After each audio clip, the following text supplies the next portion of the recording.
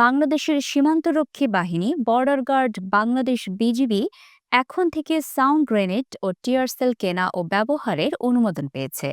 সোমবার উপদেষ্টা কমিটির বৈঠক শেষে সংবাদ সম্মেলনে স্বরাষ্ট্র উপদেষ্টা মোহাম্মদ জাহাঙ্গীর আলম চৌধুরী বলেছেন, বিজিবিকে সাউন্ড গ্রেনেড ও টিয়ার সেল কেনার অনুমতি দেওয়া হয়েছে।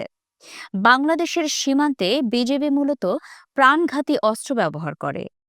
এই প্রথম তাদেরকে সাউন্ড গ্রেনেড ও টিয়ার সেল কেনার অনুমোদন দেওয়া হলো।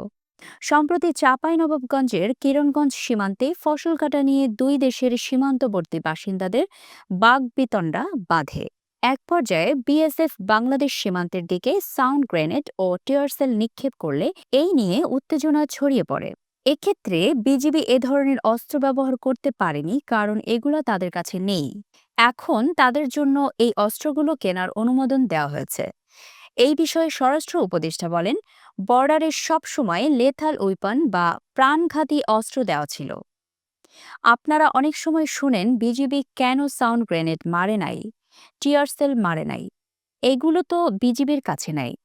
এজন্য আমরা বিজিবিকে অনুমতি দিয়েছি, খুব তাড়াতাড়ি এই টিয়ার সেল সাউন্ড গ্রেনেড ক্রয় করা হবে, যেগুলো আনলেথাল। এগুলো বিএসএফ এর কাছে আছে। সম্প্রতি বাংলাদেশ ভারত সীমান্তে প্রায় উত্তেজনা দেখা যায়। দুই দেশের সীমান্তবর্তী বাসিন্দাদের মধ্যে বাগবিতণ্ডা বাধে।